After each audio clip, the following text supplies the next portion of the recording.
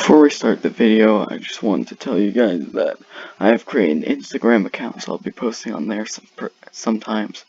So go follow me on there. Also, I have created a while ago a TikTok account where I'll sometimes post some TikTok, so you should also go follow me on there.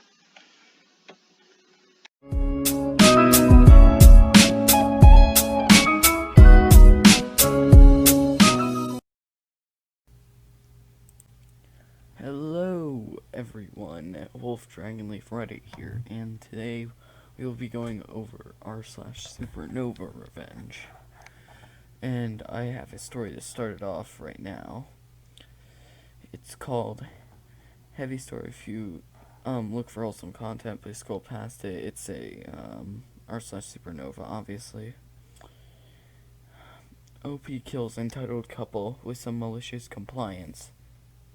So yes, there's going to be death. If you do not like that type of crap in here, then, don't watch this beginning part.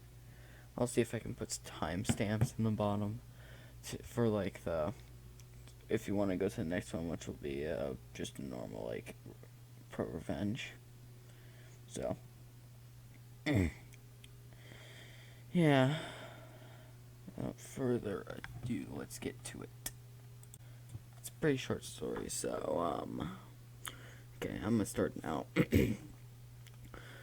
I'm neither sure if this is the place to post it, nor if I should do so in general, but I just can't keep it in anymore. I truly hope I will not get in any way recognized, but at this point I find it unlikely enough that I will be willing to share this story here. And if it does come back to bite me, then, well, maybe it should. The thing happened in the early 1990s. The relevant history background to this is that Poland haven't really left the communist bloc just yet.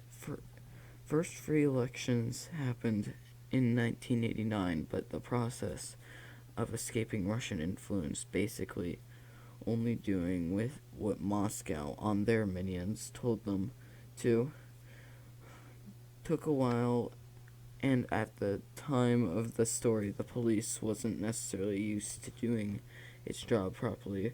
One of such poorly handled cases was the abuse of my next-door neighbor's daughter.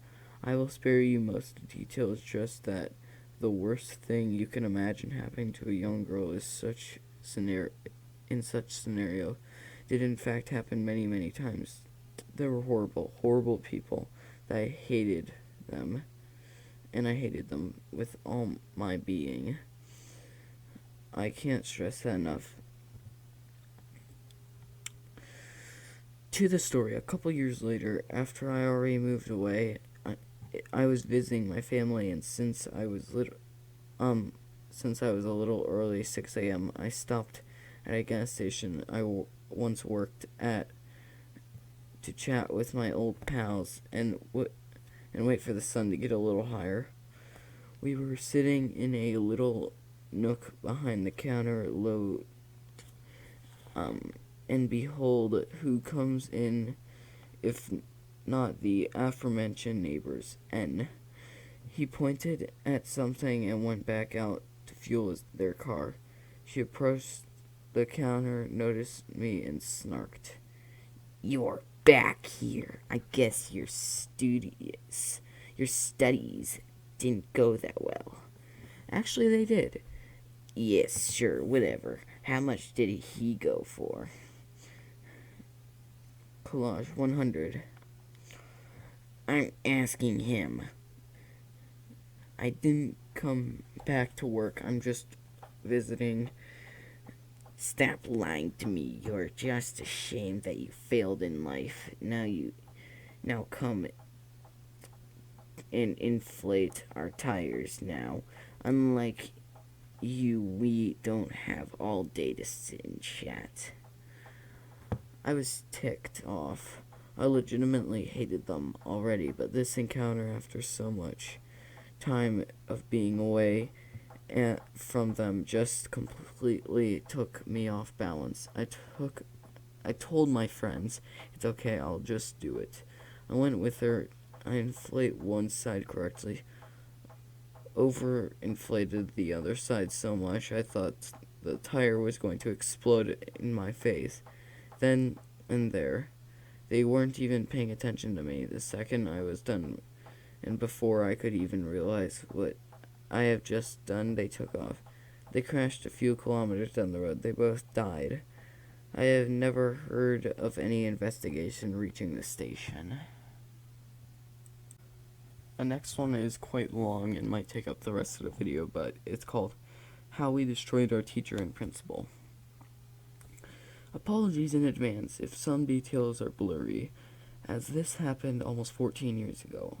Also, this is going to be a long one, so bear with me. I swear the result is worth it. At least it is to me. The beginning, it all started when the M25 was 12 years old. My grade 7 teacher, M46 at the time, was infamous for being intimidating and, in my opinion, abusive to his students. He was the disciplinarian of the school. He was in charge of keeping track of detentions and announcing who will be sitting every Friday during assembly. We suspected at the time that the reason why he never got fired was either because his students were too scared to report him, or because the fact that the principal was his brother-in-law. Reasons why I hated him: he was constantly making vaguely racist remarks, complaining about the New South area, Africa, and constantly bringing up how his life was better during the apartheid regime. He was a white guy who was raised on a farm. I always felt like he had an issue with me as a person because I'm a practicing Muslim. He would make the class laugh at how funny Muslim women looked with their heads wrapped up. His jokes about Muslims missing out on eating bacon were endless. In fact, he one day purposely stood in front of my desk eating a cheese and bacon panini. He used to often rant about how the school is no longer a pure Christian institution as it once was back in the day. He would say these things and glance at either me, my twin sister, or the black students in the class who practiced their own African religions. When it was his birthday, my mom encouraged me to buy him a gift. I spent of my pocket money, which was already limited. My parents didn't believe in allowances. I buy him a big slab of chocolate and long piece of Drawers dried sausage. Throughout the day, he would get gifts from students in his class and others. He would get up from his desk and greet and thank them and shake their hand. I remember noticing this because I always found it weird that when students shook hands with the teacher because of how small our hands were compared to theirs. However, when I gave him my gift, all he did was look at me for a second, look away, and nod his head slightly. I remember being thankful for not offering my hand out for him to shake because I thought he might have ignored it in front of the entire class. To say I felt like crap is an understatement. The experience that made me hate him for the most happened just before we wrote second or third term exams. I was walking with my friend David, fake name, back from the tuck shop during interval. We took a shortcut between the English and African kindergarten classes and saw a group of boys huddled together. One of them walked towards us, and I saw that he had one of those camping multi-tools with the folding knife out, and instantly got a fright. He told us, "Give me your stuff before I cut your neck." And then, "Give me your stuff before I cut your neck."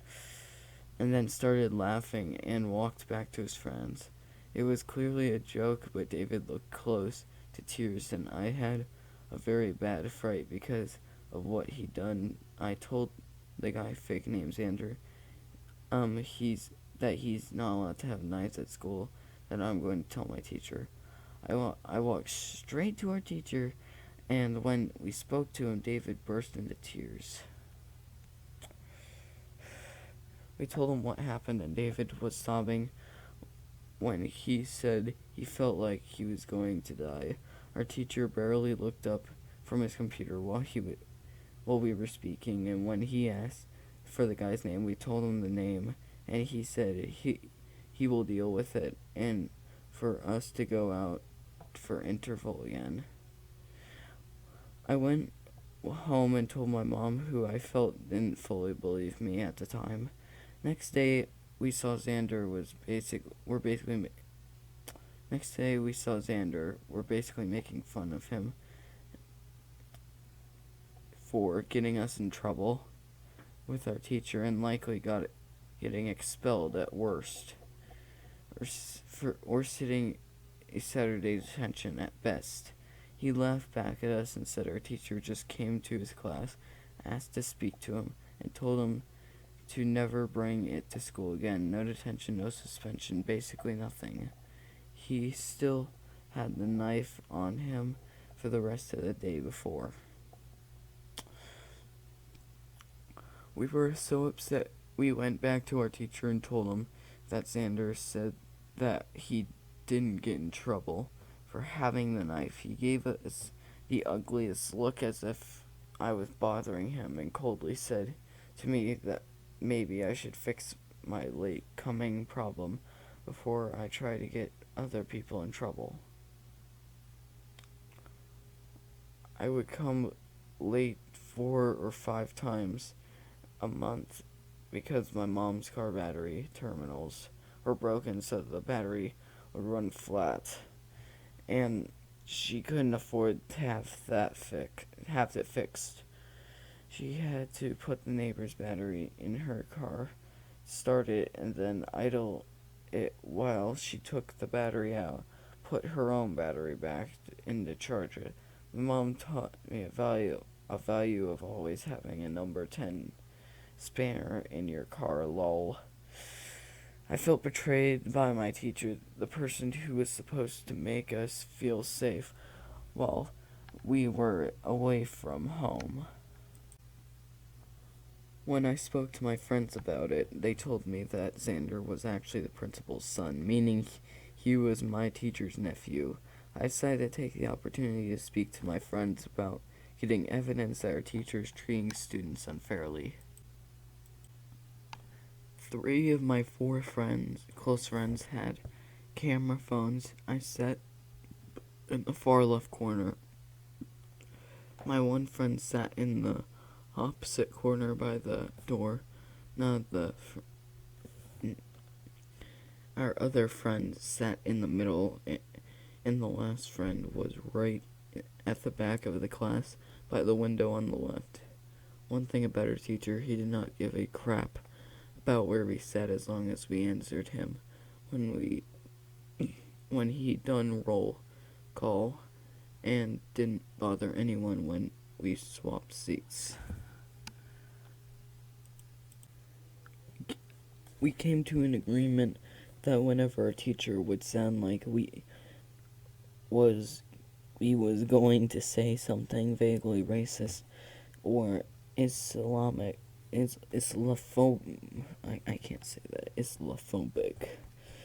we would all discreetly take videos of him. Any private conversation we had with him was voice recorded on our phones. We caught him on camera telling a really racist joke about black people and saying that Hindus must have a lot of problems since they have so many gods. We caught him saying a lot of bad things, but a lot slipped through our fingers because we weren't fast enough. It was extremely difficult to keep our friend group motivated to record him and not tell anyone else about it. It was especially difficult because at the time I had a hand-me-down Samsung D900, which was seen as an inexpensive phone at the time. My mom prohibited me from taking it to school. She instead bought a cheap R79 $5 phone for us that could only make calls and send SMSs. This was in case you needed to reach us in an emergency.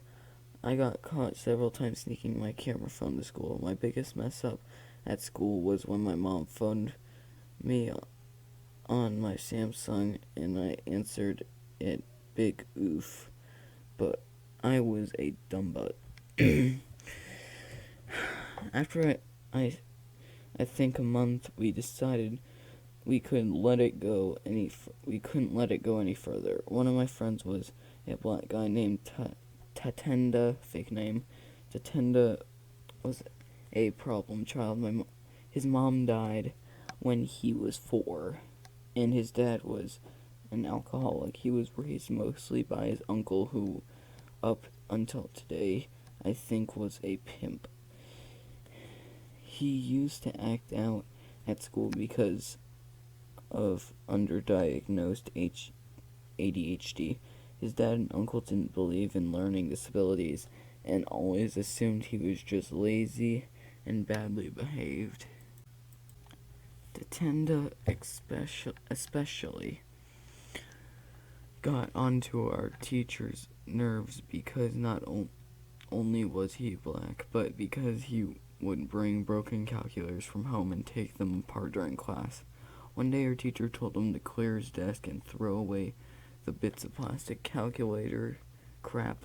He ignored the teacher. The teacher then started screaming at him, and Tatenda done the only logical thing that a 13-year-old would do in such a situation. He mockingly put 2 pencils into his ears. The teacher lost his crap, grabbed Tatenda and threw him against the door. The narrow window pane cracked, and Tatenda's head was bleeding. He told us he was fine during the interval afterwards, and we put money together to buy him a Sprite. I almost cried when my friend, who sat way behind me, said he got the whole thing on camera. We didn't even trust that the whole class testimony would get him in trouble. We decided that enough was enough. The revenge. First we showed the video to Tatenda's uncle, who showed it to his father. Then I showed my mom all the other videos and recordings. She lost her mind. One of my friends sent all of it to his older sister, who had a Facebook account, and she posted it there and tagged the school and as many parents as she knew.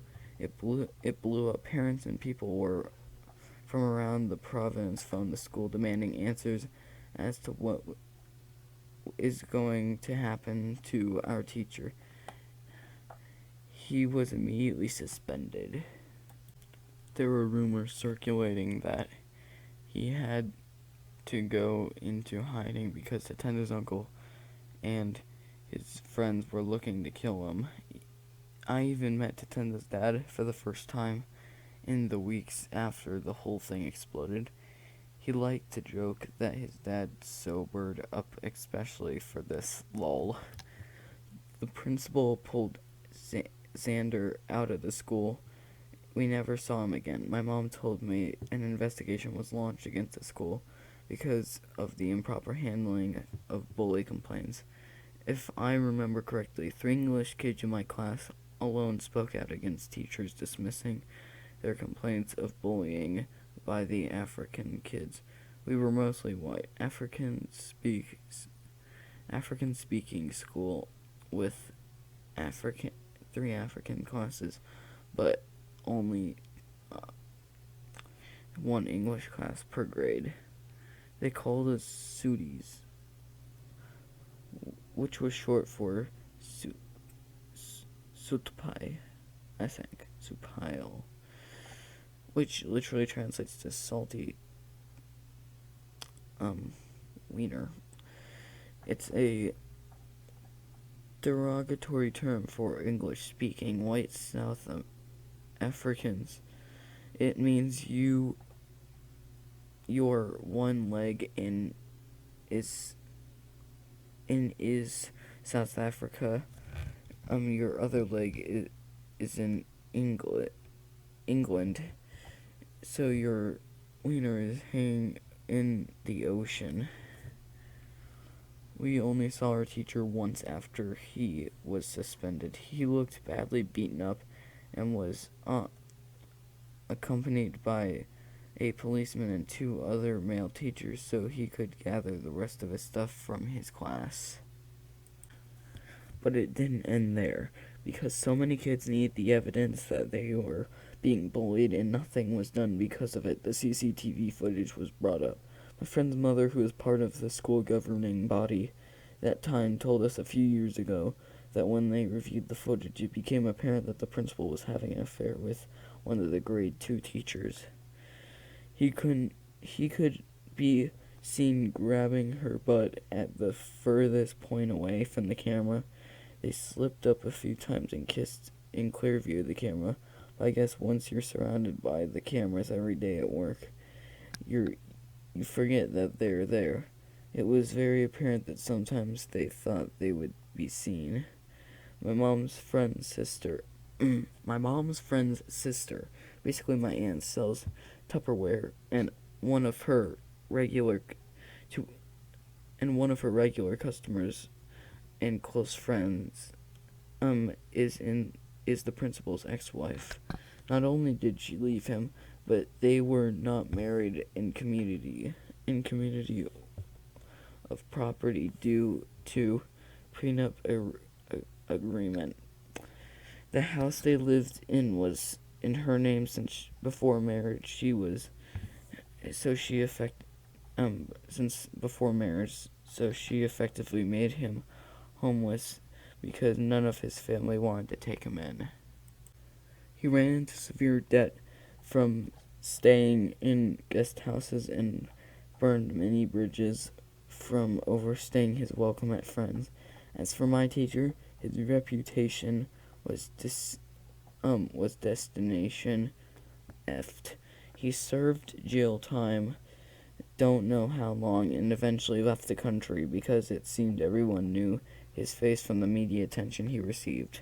The reason why I made this post, I was never going to tell the story on Reddit, as I've told it over and over through the years since primary school, but I felt I had to because of what I experienced at the beginning of the year.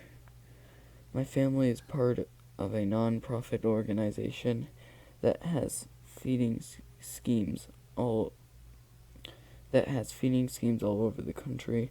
The last Friday feed of February, I'm standing security as I usually do, since we're few volunteers and there's many homeless people, and most are on drugs and can get violent. Walking down the line to make sure there are no fights or anything that could start a riot, and I see a familiar face. My old principal is standing in the line, waiting for a bowl of stew and bread, with absolutely no idea who's standing beside him. Obviously, he wouldn't have recognized me, but I never forgot his face. I'm not gonna lie, I cried quite a bit behind my sunglasses. Seeing him brought back the feelings I had when I was 12 years old in 7th grade, trying absolutely every excuse in the book to not have to go to school and be bullied by my teacher.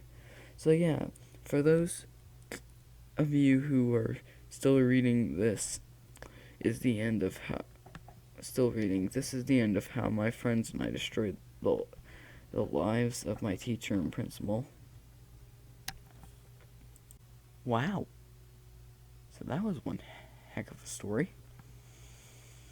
Okay, let's move on to the next one. Okay, so this next story will be coming from the r/until-parents subreddit. EM says, I can't speak German correctly. I am from Germany. Cast, me, a German, my wife can speak German. My nephew can only speak German. EM and NK can't speak German. Me and my wife went to Germany for 3 weeks for my dad's birthday. We stayed at my brother's place in Berlin. We took my nephew Ben to the zoo and some other places. We see American tourists. You can tell walking around the zoo. We walk over and say, Hi, how are you? She tells us that we said it wrong. She also mutters, Stupid Germans. We try to say we are from America and that she was rude. She then talks to my nephew, who know only German. How's the zoo? And are you from America?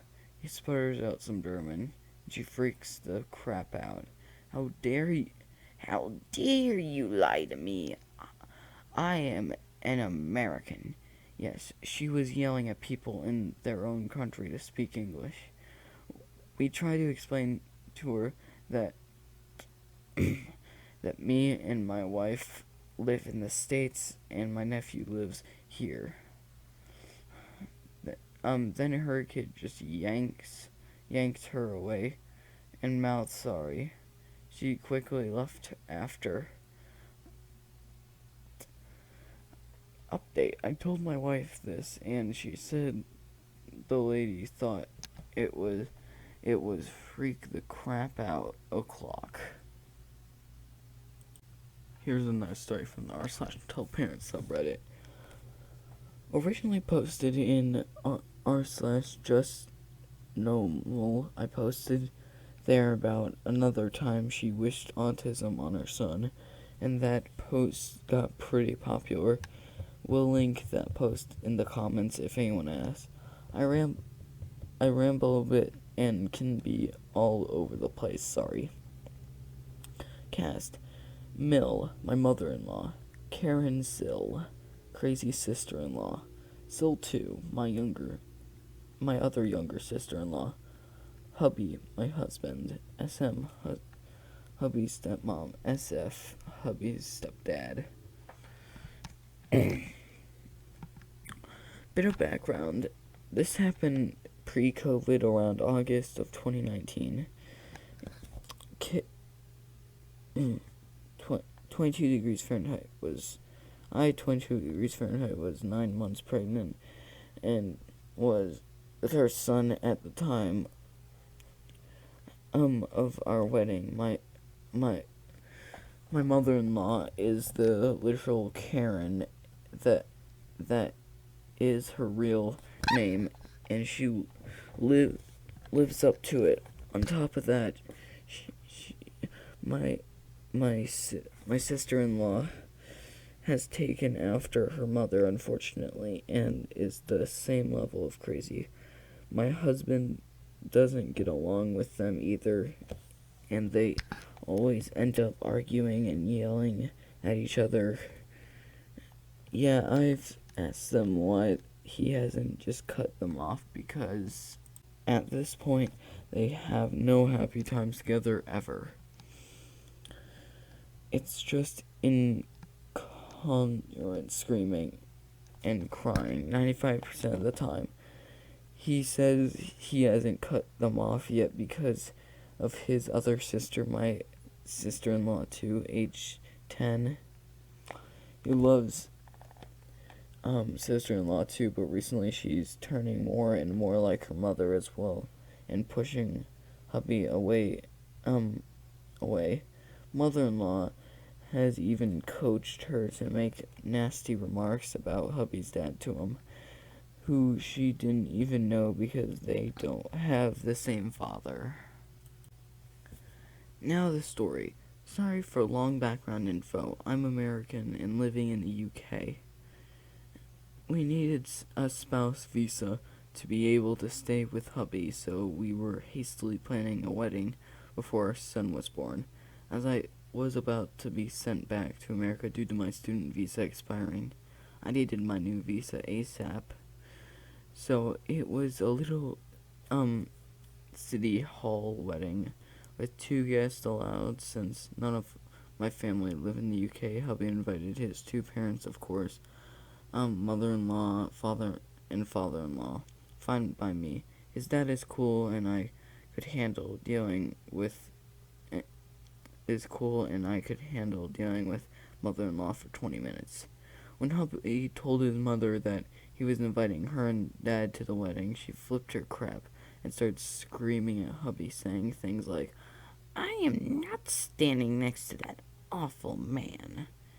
He threatened my life. I don't want to be anywhere near him for any amount of time. I don't feel safe near him." Yeah, not not that. Father-in-law is one of the nicest people I've met, and it's actually mother-in-law who has not only threatened father-in-law's life and nearly ran him over in her car, she's also thrown sharp objects at him and physically abused him. They divorced many years ago when hubby was still a kid. She cheated. They're both remarried now and have nothing to do with each other. Though, when hubby brought this up,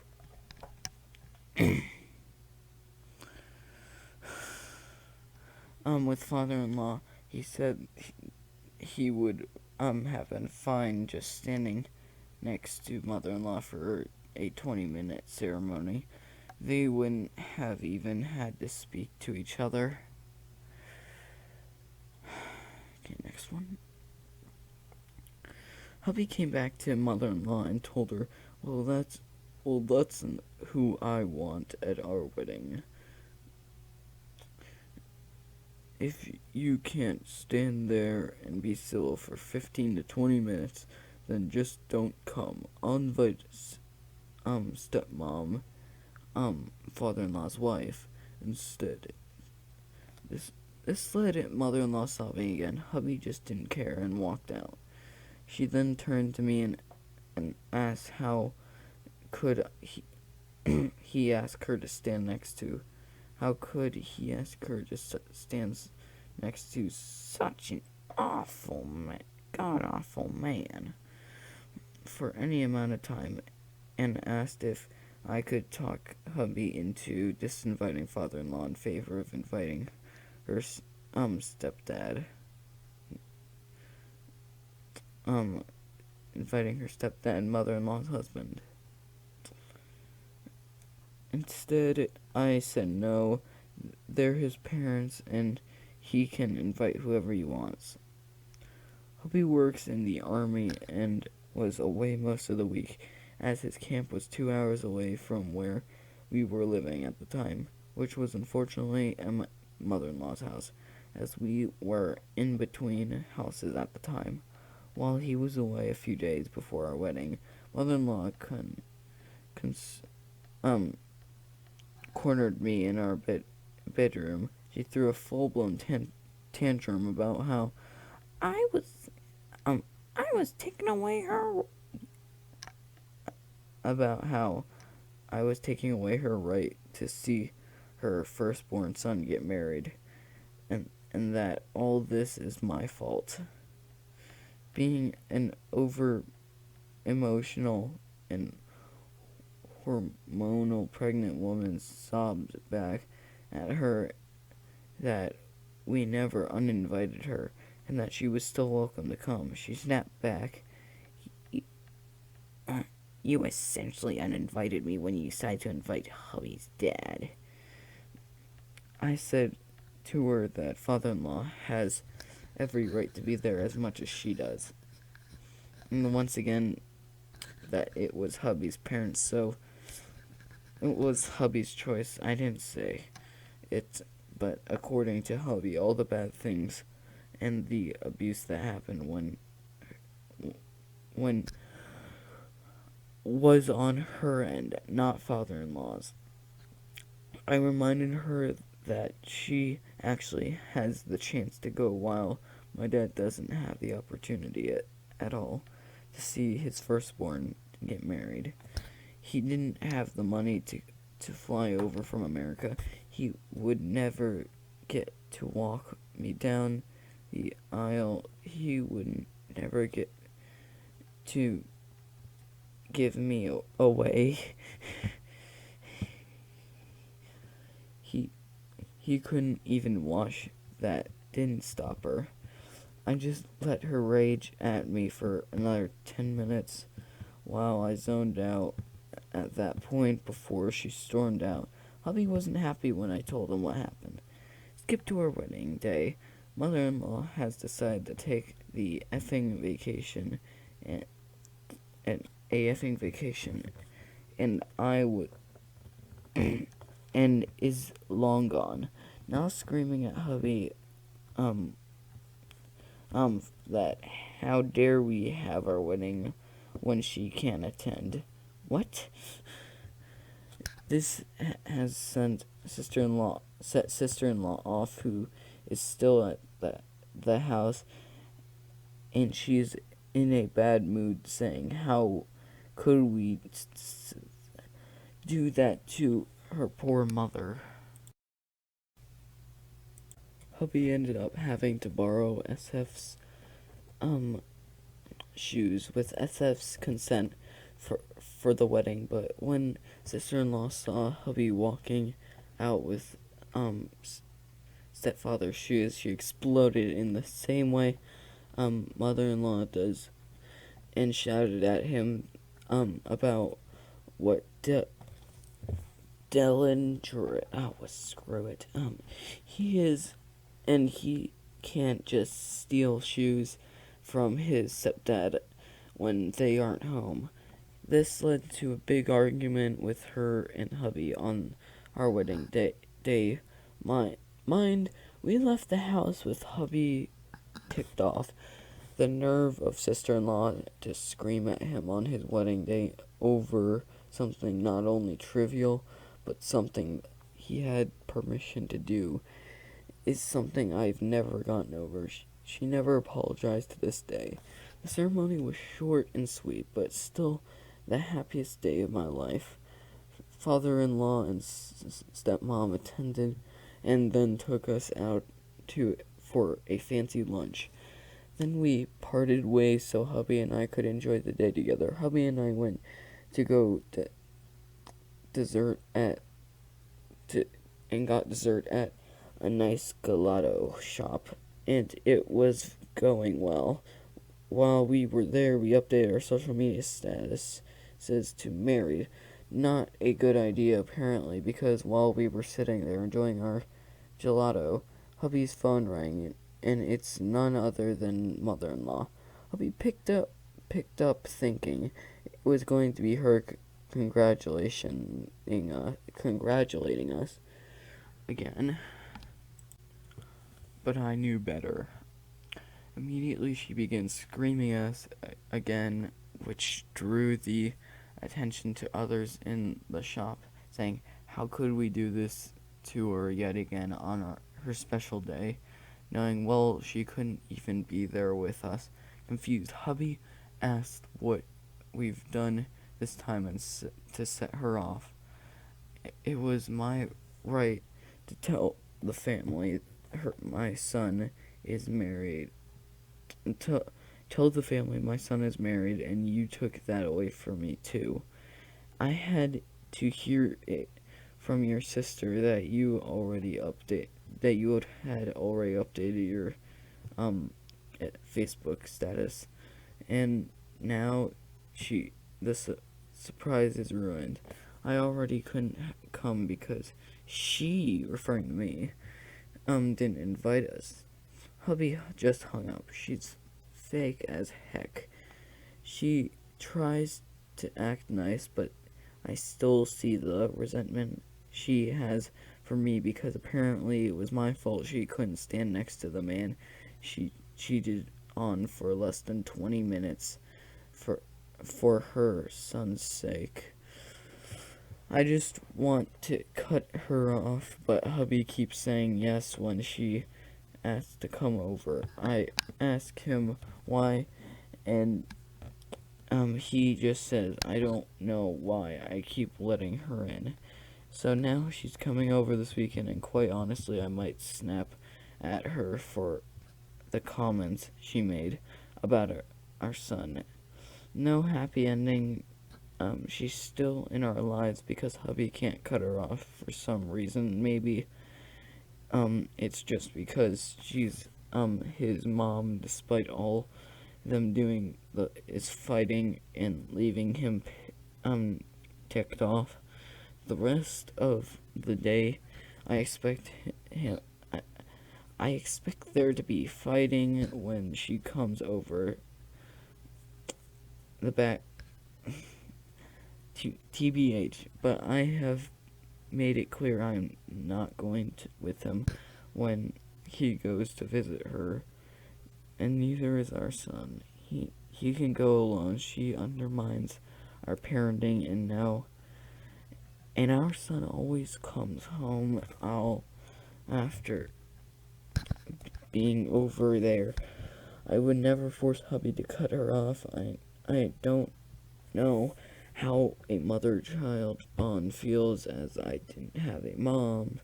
I can't even imagine how he feels. Thanks if you made it this far. So guys, that's gonna be the end of the video today. So like, comment, subscribe. Go check out my Instagram and TikTok that I showed at the beginning. Bye guys.